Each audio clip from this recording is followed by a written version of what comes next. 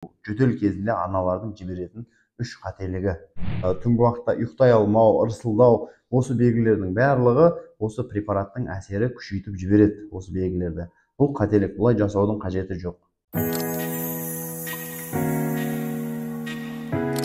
Құрметті аналар, біздің бүгінгі талқылайтын тақырыбымыз балалардағы жөтел. Осы тақырып төңірегінде сөз қозғаймыз. Сіз видеоны аяғына дейін көріп, міндетті түрде лайк басып кетіңіздер. Былай қарап тұрсаңыз, жөтел деген қарапайым нәрсе сияқты, бірақ көптеген аналардың өмірінде, баланың алғашқы жылдарында көп мазалап, аналарды әбігерге салып жатады жөтел.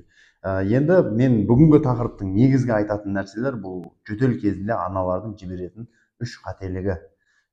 Бұл тарапта айтатын болсақ, бірінші қателік ол аналар бізде қақырық түсіретін, яғни отхаркивающий деп жатамыз.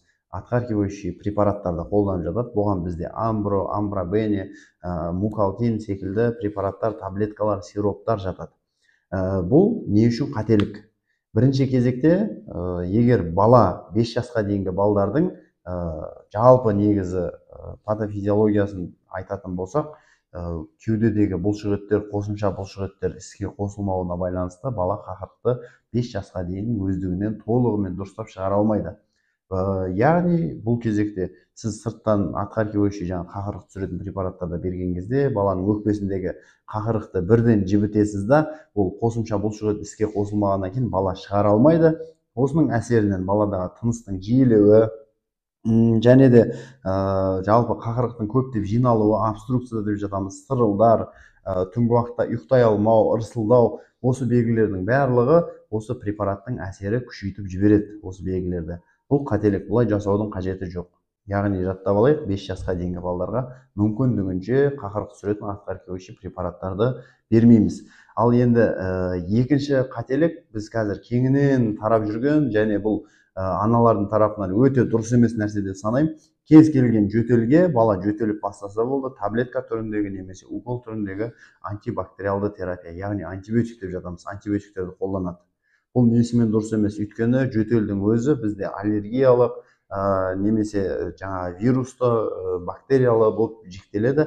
Соған байланысты нағыз этиологияға, нағыз себепке байланысты антибиотиктерді егер сіз таңдамайтын болсаңыз, сізді антибиотик наоборот баланың иммунитетін түсіріп, баланың жазылуын ұзартып жібереді. Сол себепті жөтелдің барлығы тек антибиотикпен емделеді деген бұл қате пікір. Дәрігердің кеңесін алып, мүмкін сіздің балаңызға антибиотик емес, тек қана отхаркивающий, қақырықты шығаратын массаж, және де басқа ем түрлері мүмкін қажет болып қалар. Осы екінші қателікті қайталамаңыздар.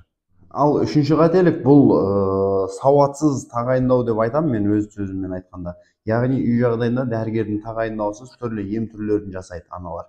Яғни бала жөтелген кезде спиртпен сылайды, немесе түрлі жақпа майларды жағады, және де түрлі дәлелсіз, дәлелі жоқ препараттарды қолданып жатады. Бұл үшінші қателік. Осы үш қателікті жасамасаңыз, сіз балаңызға тек пайдаңыз тиеді. Енді айтайық, жөтел былайша айтқанда қарапайым тақырып секілді, бірақ өзінің салдары, өзінің артынан алып келетін асқынулары орасан зор. Яғни сіз дұрыс емес емдеу арқылы баладағы алдағы уақытта аллергиялық жөтелді немесе басқа да асқынуларға алып келуіңіз мүмкін. Және де бұл алдағы уақытта сізге ұзақ мерзімге сіздің шаршататын, сізді әбігерге салатын ұзақ ауруға айналып кетеді. Сол себепті егер балаңызда жөтел пайда болды ма, міндетті түрде кеуде клеткасында рентгенография жасатыңыз. Ол жерде пневмония, бронхит, бронхиолит немесе басқа да белгілерді анықтап алуыңыз қажет. Дәрігердің кеңесін міндетті түрде алуыңыз қажет. Егер сізде мысалға пневмония болатын болса, бактериалды характер болатын болса, міндетті түрде балаға сезімталдылығы жоғары антибиотикті арнайы лабораториялық зерттеу жасау арқылы тағайындаған өте орынды болып келеді. Енді жөтел кезіндегі біз ингаляция туралы айтайық. Көп сұрақтардың бірі, көп аналардың қазіргі уақытта қолданып жүрген нәрселері ол ингаляция. Яғни ингаляцияның негізгі мақсаты не, ол бізде нені жасайды, балаға қалай көмектеседі. Бірінші кезекте ингалятор, яғни небулайзер деп айтамыз. Небулайзер аппаратының негізгі мақсаты дәрілік препаратты, дәрілік сиропты бізді расщеплять етіп, микрочастицаға айналдырып, ұсақ түйіршікке айналдырып өкпенің түбіріне дейін, яғни бронхиолаларға дейін жеткізу болып табылады. Бұл ешқандай тамақ қызарғанды емдемейді, ешқандай температураны емдемейді. Бұл тек дәрілік препаратты өкпенің түбіріне дейін жеткізетін қызмет атқарады. Бұл препарат арқылы ингаляция жасап, сіз яғни өкпедегі бронхтарды кеңітесіз, қақырықтарды жібітесіз және тыныстың алуын жақсартасыз. Бұл өз кезегінде бронх кеңейгеннен кейін бронх қабырғаларына жабысып тұрған қақырықтардың тез түсуіне және сыртқа эвакуацияның жылдам болуына жауап береді.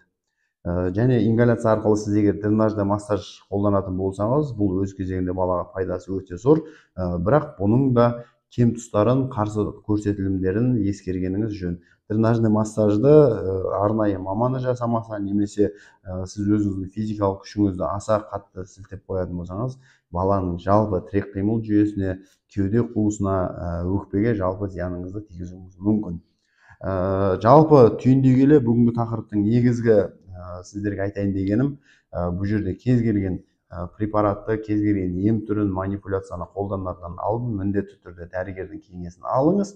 Ал біздің видео сіздерге рекомендательный характер дейміз, яғни сіздерге қосымша ақпарат ретінде пайда болсын, сіздерге қандай да бір көмегін тигізсін деген ниетпен түсіріліп отырған видео. Ем болсын, балаларыңыз ауырмасын.